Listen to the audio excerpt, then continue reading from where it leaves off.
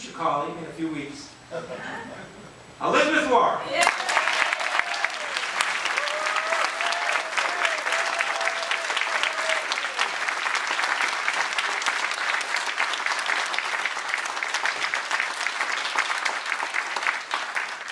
Be a thank you, and to be a celebration. We all come together, we get a chance to cheer and tell some good stories and hug and talk about what happened over the last year and a half. And then yesterday's event, a very serious question about whether or not to cancel this. And I get all the reasons to cancel it. But I want to think about the reason not to cancel it. The reason not to cancel it, in some ways, it's the very same reason I ran for office. I fundamentally believe in what we do together. And when things are badly out of whack, when you're wrong, when you can see things that aren't right, I believe we come together and we make the decisions and we make them better.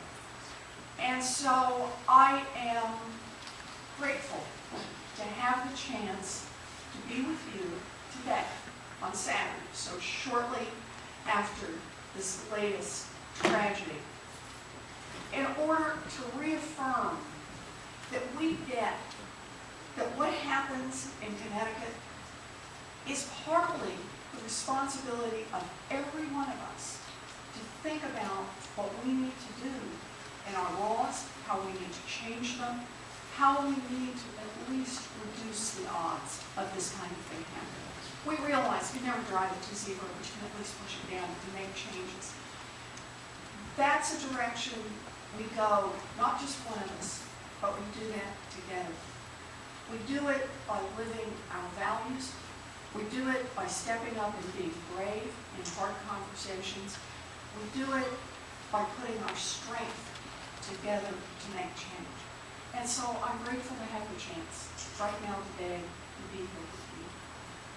I celebrate our optimism for what we can do when we come together. And I know the need is great right now. And we're going to have to make changes. We're going to have to make changes in our governments. It's just got to be it.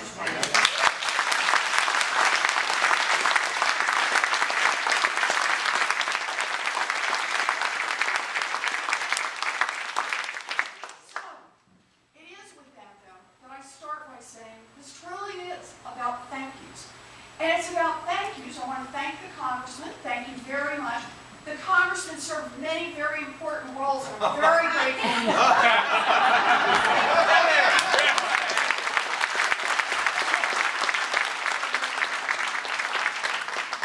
husband still remembers. It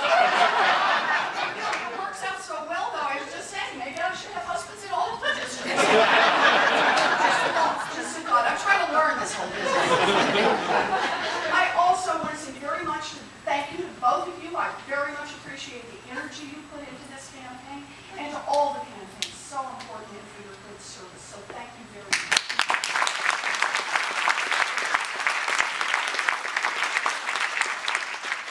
I also want to say a very special thanks to a guy who has been there from the beginning, who has given good advice, good counsel,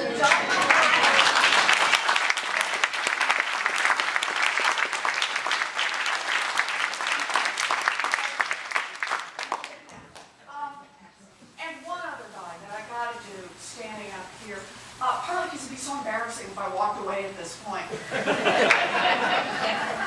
but partly because Dan Wolf has been the kind of partner who's the best one. He's the one you'll argue with on this issue, you'll finish each other's sentences on that issue, the kind that engages all the way down, and who shares that fundamental optimism. That if you get out there and you talk with people, and you talk about the issues, and you talk about your values, together is how we make change. Dan has just been a wonderful partner.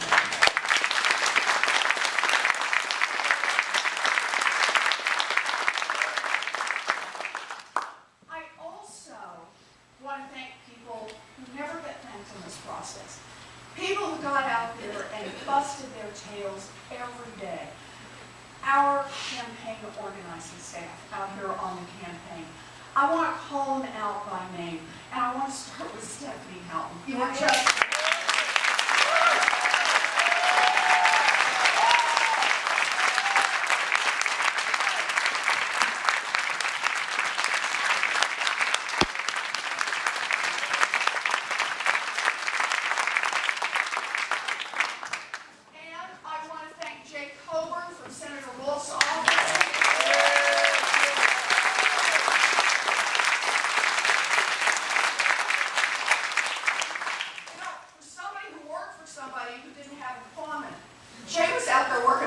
than anybody I know, and I'm very grateful for that, Jay. Malia Atkins, where are you, Malia? Are you in here? Malia's not here, but I want to thank Malia anyway.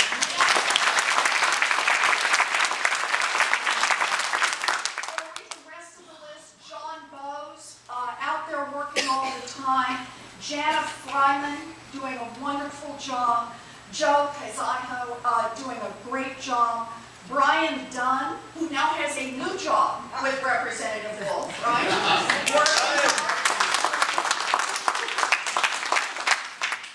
Adele Shakuzada, did I say that right? I probably didn't, but it's good to see you, Adele. And of course, Bobby Dorman.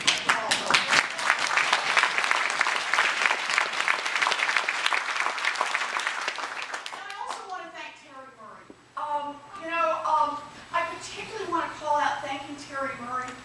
Early on, Terry and I talked, and she talked a lot about a woman taking on a big race like this, and Terry was there time and time and time again to help out, to give the extra boost, and I am very grateful to her, and I just want to say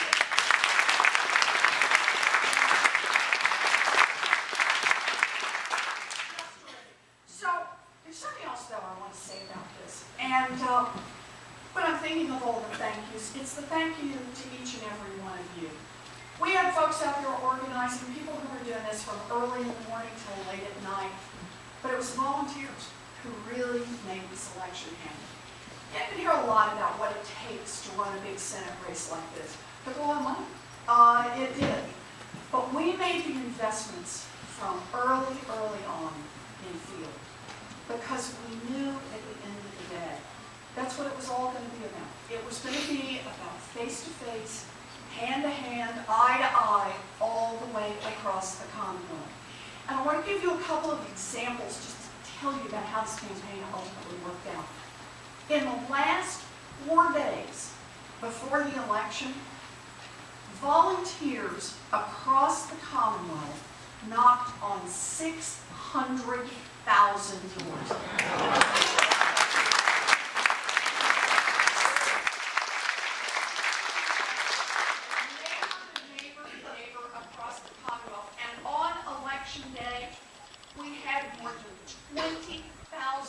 Show up in our offices to say, send me in.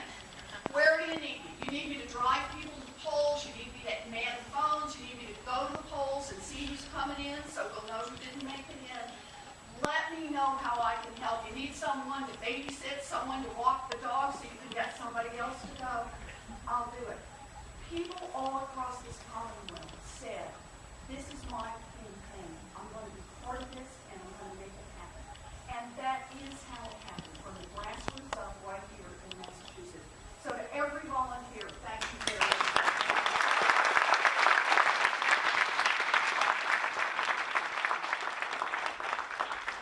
One other thing about what the volunteers did. It's the kind of campaign we ran. We didn't run a campaign of personal attacks. We didn't run a campaign to appeal to people's worst instincts. We ran a campaign that assumed people were smart and they have good values. And if you get out and talk to them about the issues, you really got a shot at winning this. And so day after day after day, you got out there and you talked about the issues. You talked about our kids and what it's like to try to go to college and pay for college nowadays. You talked about jobs bills. You talked about infrastructure, roads and bridges and water and sewers, things that people told me you cannot run a Senate race talking about infrastructure. Too boring. No, they're important things, and having a good federal partner matters. You talked about Social Security, the importance of protecting Social Security, Medicare, and health care for all of our citizens. And you talked about, couldn't believe we had to talk about this one in 2012, you talked about equal pay for equal work.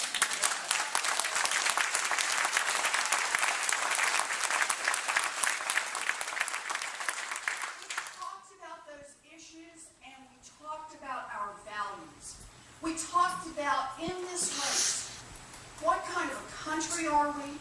What kind of a people are we? And we talked about, we're not a people who believe I got mine, the rest of you are on your own. We are a people who fundamentally believe that we make those investments in the future, we make those investments in education, in basic infrastructure, in research. We make those investments because that's how we build a future for ourselves, for our children, and for our grandchildren. We knew what this race was about. We were clear about it. We were glad to talk about it. And that's how we won it. That's how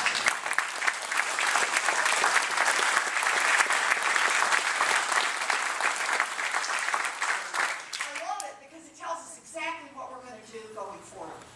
So, one of the questions I got asked, you know, I have walked along the same path. In fact, it may be kind of around last time I was here. Walked this same path, and I remember one of the questions I got in this very room. It effectively was, yeah, you're a nice gal, but you know how that's always going to go. But what are you going to do about gridlock in Washington? Anchored in, and the United States Senate is the worst of the worst right now. The United States Senate won't move without 60 votes. Well, I'll tell you what we're going to do about gridlock. Literally, the first issue we're taking up on January 3rd is to change the filibuster.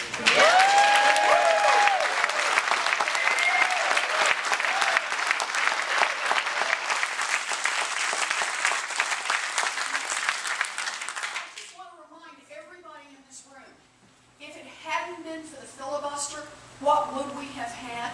We'd have had 3 jobs bills in a row, right? Put people back to work, prevented the layoffs of teachers, firefighters, police officers. We would have had equal pay for equal work. We would have had campaign finance reform. Not a huge step, but a step in the right direction. All of those things got blocked because of the filibuster rule. And understand this. The current filibuster rules aren't just used to block things that are controversial, crazy stuff like equal pay for equal work. But were used to block non-controversial things, like judicial appointments, are you ready for this? For judges who later, once the filibuster was removed, got 90+ votes. Right? In a 100-member Senate. So what was it used for? It was used to stick a stick in the spokes, just to make sure that no business goes forward. Since the Democrats took control of the Senate in 2006, the filibuster has been used 380 times. Think about that. And just so you get the comparison, in the Eisenhower years, it was used once. Okay? Most sessions, 2-year sessions of the Senate, either it will be used 0 times or 1 time, sometimes as many as 2. It's gone off the rails now. So, we have an opportunity in the United States Senate to establish the rules of the Senate on the first day. On the first day, you get to do it by simple majority. Now, once the rules are established, then they run for the whole Senate, and it takes a supermajority to change it. So, we got our focus on the very first day, no fooling around here. This is a fight worth having. We've got to change filibuster so that we can get the other things done we need to get